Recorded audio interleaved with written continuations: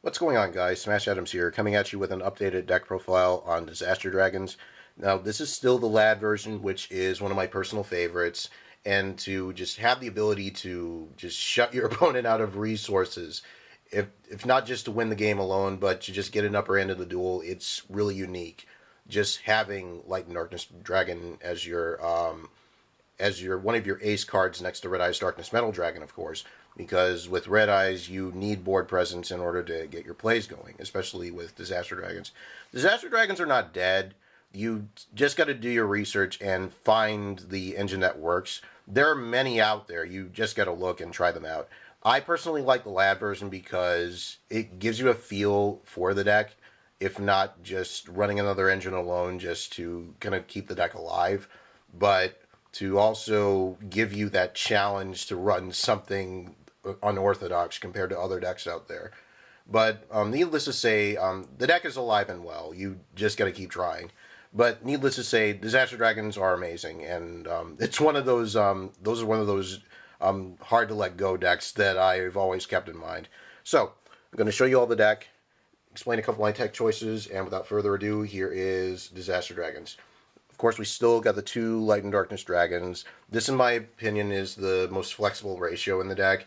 I mean, you don't want to run too many high-powered beaters. Even though Light and Darkness Dragon is pretty good, you are going to rely on a lot of other stuff just to kind of shut your opponent out, and this card is one of them. Next, we got one of your other aces, the Doctor himself, one Red Eyes Darkness Metal Dragon. It's the ability to get floaters via from your hand or graveyard, dragon-based. It's really amazing. And just to flood with, if not Koaki Drago, but Mass Dragons, or even Keeper of the Shrines, or even Tuners, just so that way you can get your synchro plays going. You're going to be relying on a lot just to win a few games alone with this card. He's basically your ace. And next we've got three Koaki Dragos just to shut your opponent out of light and dark resources, especially with meta decks like Dark Lords, for example, being a thing. You're going to be heavily reliant on him too. So keep in mind, guys, running three of these, never a gimmick. You're going to be heavily reliant on him. Three Mass Dragons for your searchers. Why not? Because you're going to need stall power in order to not just thin the deck out, but to get some synergy going with the deck. Two Keeper of the Shrine. I was thinking of running three, but I cut one out just to add like one minor change to the deck. Like I said, not much was needed for the deck. Next, we got the one Exploder Dragon, just to have that leverage of destroying whatever your opponent has. Cool thing is you don't take battle damage, so when it dies, their monster dies. Next, we've got the Tuners, which are searchable too. Two Delta Flyers. This is the best ratio, in my opinion. You can't go wrong with running these, especially since they allow your other monster just to jump one level, so that way you can summon an 8 if you want to. You can do so. Whatever you have at your disposal via 6, 7, or 8, you've got it. Or even 9s or 10s. You have all the numbers, so you can't go wrong with Delta Flyer. And then, of course, one tech of Dread Dragon. Now, a lot of people are asking, weren't you running Crystal Wing Synchro Dragon in this deck? Yes, I was, and that was one of the main reasons why I put it in the deck list in the last deck profile for Disaster Dragons, because I was going on and off with Dread Dragon. I took it out just to kind of try out some other options, but then again I put it back in just to see how it would work with the Red Wyvern. So I figured, you know what, sticking with the Dread Dragon as of now, it's the best thing that ever happened to the deck, because you have more variety with this and Delta Flyer alone. So that's it for the monsters. Now on to the spells. We've got still the two Dragon Shrines, because in my opinion, it's more flexible than running three. Even though three is never a problem, I wanted to add space for some other stuff, just in case I wanted to go into something else. But still, dumping whatever you need just to get your resources going, it's never an issue, especially with Dragon Shrine. Next, we got still the two Diamond Core. The ability to protect your Koaki Dragos, if not search them out alone, it's amazing with running two of these. It's basically your E-call for this deck.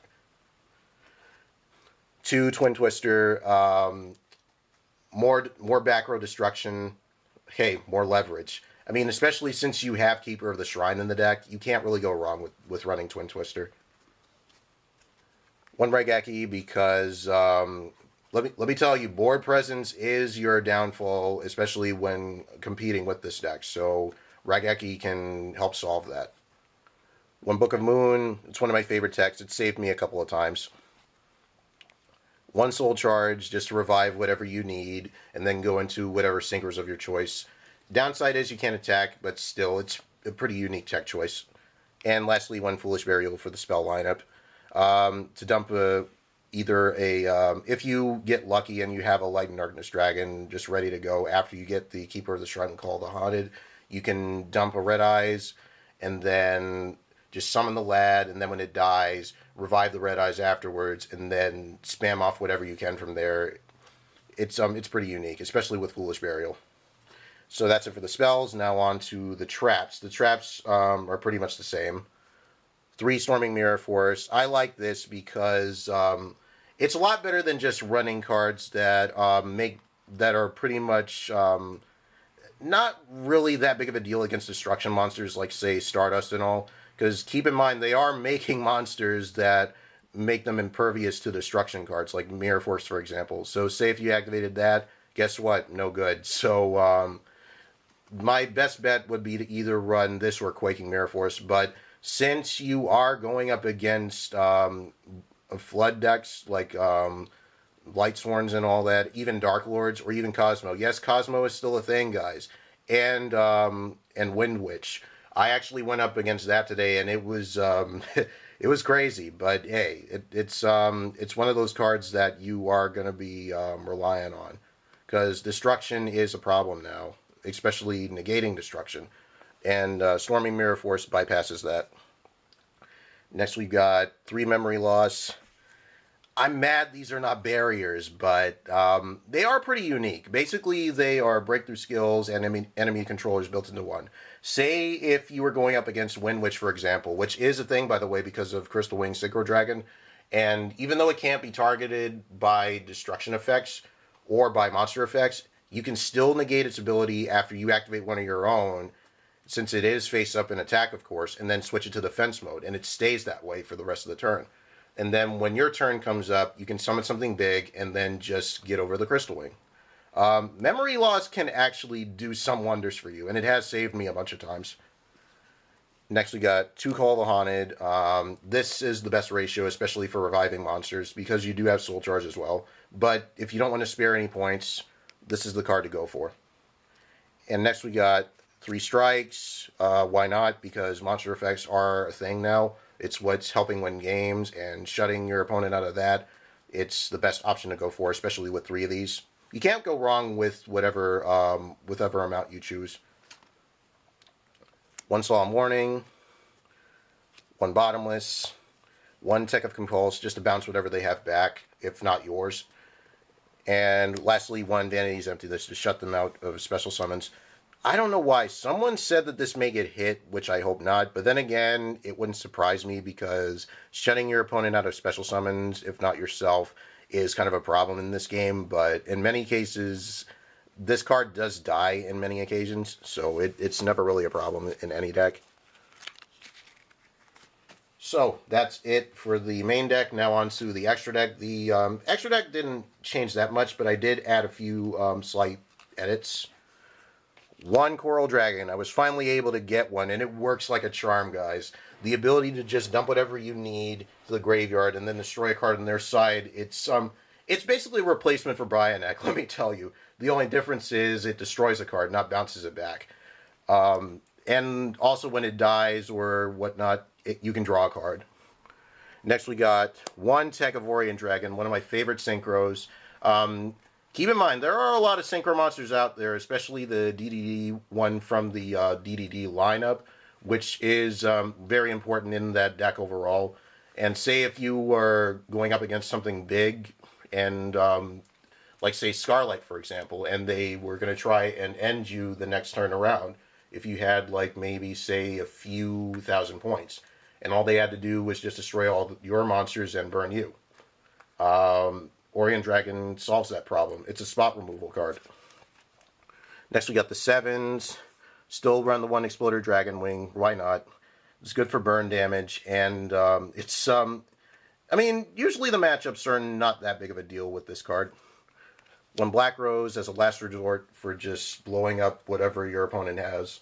And then you can set up later on since you do have the resources needed to do so. Now, I was going to run 1 more of these, but I just figured I'd just stick with 1 of these for now. 1 Clear Wing. It's pretty awesome as well. And now, before I go any further, the reason why I took out the Crystal Wing is because it was eating up a lot of space, and it took a lot just to summon it. So I figured, you know what, just run the Orient Dragon and the Coral Dragon, because it was they were the better options and the quicker options. And now for the 8s, we've got still the 1 Stardust, the 1 Strat Dragon. They're really, really good. Scarlight, one of my MVPs, if not that and Clear Wing and Coral Dragon alone. Still the 1 Trishula. It's a little banged up, but you know what? It's a Trishula. Why not? And 1 Trident Dragion. You don't use it much, but it does come in handy at times. And now for the Xyz lineup. It's not that heavy, but it's worth it. 1 Queen Dragoon. It does come in handy a lot. 1 101. Generic. Same thing with Castel. 1 Chidori. I went into this like a few times this week, but it was pretty good. And lastly, to end it all, 1 Abyss Dweller. So, that's it for the deck, guys. Hope you all enjoyed. Please leave a like and favorite if you did. If you have any suggestions, leave them. I'm open to them.